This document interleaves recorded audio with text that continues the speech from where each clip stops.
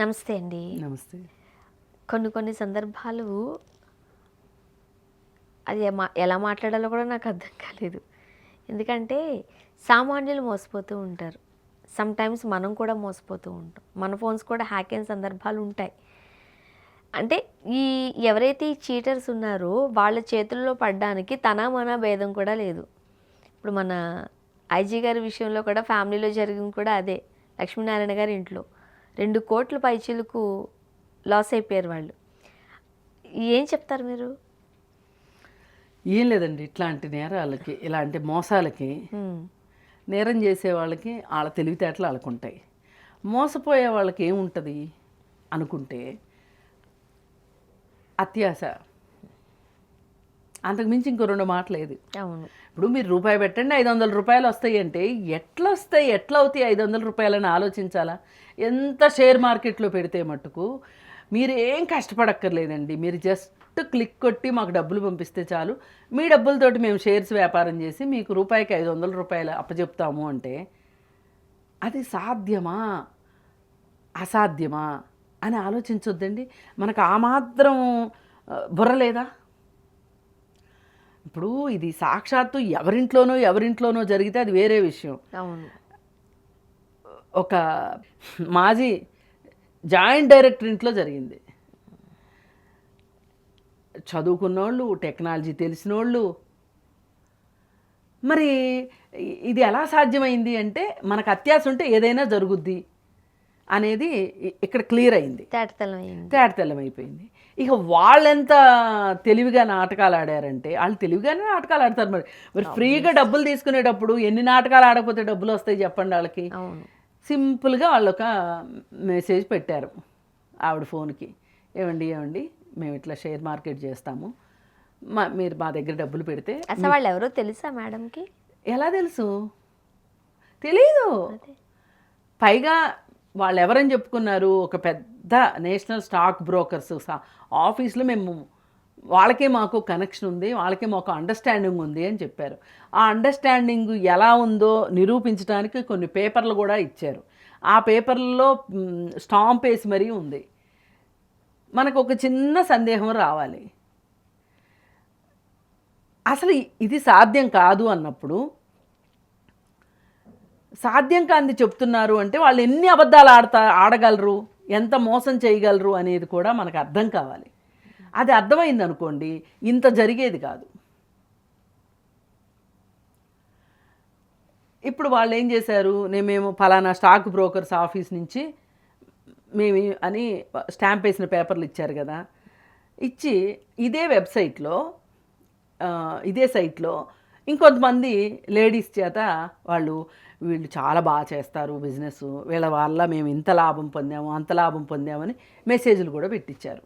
అవి చూసి ఇదంతా నిజమే కావన్స్ అనుకుని ఆవిడ విడతల వారీగా ఇంట్లో ఉన్న డబ్బులన్నీ ఇచ్చిన తర్వాత ఒక ఫైన్ డే ఇంకా డబ్బులు కావాలని అడిగారు. అప్పుడు ఆవిడ ఏం చేసింది అంటే, మరి ఇప్పటివరకు పెట్టాం కదా, ఈ రాబట్టుకోవాలి అంటే ఇంకా కొత్తవి పెట్టాల్సిందే అనే ఉద్దేశంతో నగలు తాకట్టు పెట్టి మరీ పెట్టింది. నగలు తాకట్టు పెట్టి మరీ పెట్టేసరికి ఏమైంది, అసలు ఈవిడికి డబ్బులు వస్తున్నట్టు కనిపిస్తున్నాయి, పోర్టల్లో కనిపిస్తుంది, కానీ విత్డ్రా చేసుకుందాము అంటే ఆప్షన్ కనిపించట్లా. అప్పుడు ఇంకేం చేయాలో అర్థం కాక, ఇంకా కట్టాలి అంటే డబ్బులు లేక అప్పుడు హస్బెండ్కి చెప్పింది. ఆయన ఎక్కడో ఏదో జరిగిపోయింది అనేది ఆయనకు అర్థమైపోయి అంతా ఆరాధిస్తే ఏముంది, ఏమీ లేదు. అప్పటికే వీళ్ళు అవేర్ అయ్యారు, వీళ్ళు డబ్బులు ఇవ్వట్లేదు అని వాళ్ళకి ఎప్పుడైతే అర్థమైందో, వాళ్ళకేం అర్థమవుద్దంటే వీళ్ళు ఏదో ఆలోచనలో పడ్డారు, అందుకే డబ్బులు పెట్టట్లేదు, వీళ్ళ దగ్గర డబ్బులన్నా అయిపోయి ఉండాలి, డబ్బులు పెట్టడం ఇష్టమన్నా లేకుండా ఉండాలి అనేది వాళ్ళకి అర్థమైపోయి ఇంక వాళ్ళు తట్టబుట్ట సర్దేసుకున్నారు. వాళ్ళు చాలా అలర్ట్గా ఉంటారంట. చాలా అలర్ట్గా ఉంటారు. ఎవ్రీ సెకండ్ ఇంపార్టెంట్ అనుకుంటారంట. ఎవ్రీ సెకండ్ కాదు, మైన్యూట్ డిఫరెన్స్ వచ్చినా వాళ్ళు కనిపెట్టగలుగుతారు. మొత్తం ఇది సైకలాజికల్ గేమ్. ఈ సైకలాజికల్ గేమ్లో అసలు కావాలని ఈ ఫ్యామిలీని లక్ష్యం చేసుకుంటే కూడా ఆశ్చర్యపోవక్కర్లేదు. అవును. అందుకోసం ఏంటి అంటే, ఎవరో కావాలని చేపించినా కూడా ఆశ్చర్యపోవక్కర్లేదు. ఏది ఏమైనా ఆమె అలా రియాక్ట్ అవ్వకుండా, రెస్పాండ్ అవ్వకుండా ఉండుంటే కనుక మనం ఇలా మాట్లాడుకునే వాళ్ళం కాదు. మరి ఇంత చదువుకున్న ఫ్యామిలీలో ఆమె కూడా ఎంతో కొంత చదువుకునే ఉంటుంది. ఆవిడకే ఇలా జరిగింది అన్నప్పుడు అసలు సామాన్యులు మిడిమిడి జ్ఞానం ఉన్నోళ్ళ పరిస్థితి ఏంటి చెప్పండి? ఉదయం లేస్తే వాళ్ళే కదా మనల్ని అవేర్ చేసేది, ఇలా చేయకండి అలా చేయకండి జాగ్రత్తగా ఉండండి అని. అలాంటి ఫ్యామిలీ నుండే వస్తే అదే మరి ఇప్పుడు ఏమంటున్నారంటే అందరూ పాపం అందరికీ శకునం చెప్పే బల్లి కుడితిలో పడిందే అని మాట్లాడుతున్నారు. అసలు లక్ష్మీనారాయణ గారు ఏంటండి, ఆయన గనుల గజ దొంగ గాలి జనార్దన్ రెడ్డి గుండెల్లో నిద్రపోయినవాడు. అలాంటి వ్యక్తి ఇంట్లోంచి ఇలా జరిగింది అంటే అసలు ఇప్పుడు ఆయనకి ఎంత షాకింగ్ ఇది అసలు నిజానికి. అలా అని బయటికి రాకోకుండా ఉండగలరా అంటే ఇప్పుడు చెప్తే ఒకటి పోయింది, చెప్పకపోతే ఇంకోటి పోయింది అన్నట్టు అవుతుంది.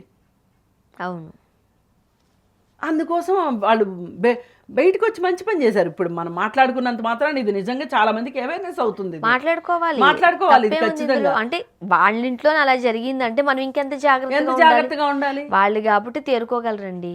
మిడిల్ క్లాస్ వాళ్ళైతే ఏంటి ఇప్పుడు జరుగుతున్నాయి ఇదంతా అతిగా టెక్నాలజీ వాడటం వల్ల కూడా జరుగుతుంది. ఇది అసలు మనకి ఫోన్ ఉన్నది దేనికండి? నేను మీకు ఫోన్ చేసుకోవటానికి, మీరు నాకు ఫోన్ చేసుకోవటానికి. ఇది ఒక కమ్యూనికేషన్కి సంబంధించిన పరికరం అంతే. దాన్ని అలాగే చూడాలి. ఇప్పుడు ఇది ఎంటర్టైన్మెంట్ అయిపోయింది, షాపింగ్ అయిపోయింది, బిజినెస్ అయిపోయింది, బ్యాంక్ అయిపోయింది, వాట్ నాట్ అన్నీ అయిపోయింది. అన్నీ అయిపోయినాయి కాబట్టి అన్నీ పోతున్నాయి. అన్నిటితో కూడా ఒక్కోసారి సిగ్గు కూడా పోతుంది. మనం ఏదైనా ఫోటో అప్లోడ్ చేసామనుకోండి, ఈ ఫోటో పట్టుకొని వాడు మన బ్లాక్మెయిల్ చేయటం వేరేవాడు.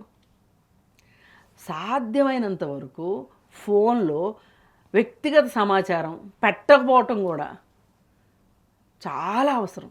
అవును, ఇది చెప్తే ఎలా ఉందంటే మనం ఏదో వెనకబడిన వాళ్ళం అన్నట్లు, మనం ఏదో గత శతాబ్దం మనుషులు అన్నట్టు చూస్తున్నారు. కానీ సేఫ్టీ ఏంటి అంటే ఆన్లైన్ షాపింగ్ చేయకుండా ఉంటాము, ఆన్లైన్ బ్యాంకింగ్.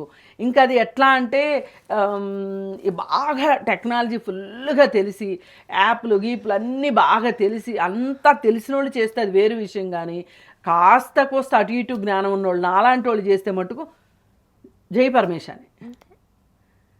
అందుకని ఈ ఫోన్తో ఏం చేయాలో అది చేస్తే ఇక్కడ దాకా రాదు. కరెక్టే. ఇది ఇది ఇది ఎవరు అర్థం చేసుకుంటారో వాళ్ళ డబ్బులు సేఫ్టీగా ఉంటాయి. ఇప్పుడు మనకి ఇష్టమే మనం చారిటీ చేసామనుకోండి, అది వేరు విషయం. ఇప్పుడు ఇది ఎలా ఉంటుందంటే జీవితకాలం మనని వేధిస్తూ ఉంటుంది. అరే నేను ఆ రోజు అలా చేయకుండా ఉండాల్సిందే, నేను ఆ రోజు అలా చేయకుండా ఉండాల్సింది. ఇప్పుడు ప్రతి మనిషి జీవితంలోనూ ఉంటాయి అప్పుడు అలా చేయకుండా ఉండాల్సిందే అనుకుంటాం, ఖచ్చితంగా అనుకుంటాం. కానీ ఇది అత్యాశతో చేసింది, దురాశతో చేసింది. ఇప్పుడు చిన్నప్పుడు సామెతలు కూడా ఊరికనే ఉండదు, దురాశ దుఃఖమునకు చేటు అని. చూస్తే అనిపిస్తుంది నాకు, చాలామంది అగ్రీ అవ్వరు కానీ మన కోరికలే మన దుఃఖానికి హేతు అని బుద్ధుడు ఏమంటా చెప్పాడో కానీ అది మటుకు కఠిన వాస్తవం. అవును, మనం దాని పరిమితమైన స్థాయిలో కోరికలు పెట్టుకోవడము, ఉన్న దాంట్లో సర్దుకుపోవడము ఉంటే మనకి అతిగా కావాలి అనిపించదు, అలాగే అజాగ్రత్త ఉండదు.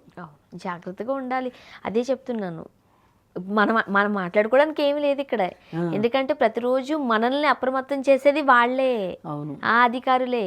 ఆ ఇంట్లోనే అలా జరిగిందంటే ఇప్పుడు మనం దీన్ని తక్కువగానో చిన్నగానో చూడడం కాదు, వాళ్ళ ఇంట్లోనే అలా జరిగిందంటే మనం ఎంత. అవును, మనం జాగ్రత్తగా ఉండాలి. సైబర్ క్రైము మర్రి ఊడల కంటే ఇదిగా పాకిపోయింది వాళ్ళ సమాజంలో. అలాంటి వాళ్ళు కాస్త తేరుకోగలరండి. ఒక మిడిల్ క్లాస్ ఫ్యామిలీలో ఇంత ఇబ్బందికరమైన పరిస్థితి వస్తే మనం చూడట్లే, ఫ్యామిలీ సూసైడ్ చేసుకుంటున్నారు. అది అక్కడ మనం భయపడాలి. ఇప్పుడు ఆన్లైన్ యాప్ల్లో అప్పులు తీసుకున్న వాళ్ళు ఒకనొక టైంలో మనం కూడా మాట్లాడుకున్నాం. ఆన్లైన్ బెట్టింగ్స్, క్రికెట్ బెట్టింగ్స్, ఇవన్నీ ఏంటి, ఆ కుటుంబాలు సర్వనాశనం అయిపోతున్నాయి. అవును, పొలాలు అమ్మి ఆస్తులు అమ్మి సిగ్గుపోద్ది అని చెప్పి కట్టేస్తున్నారు.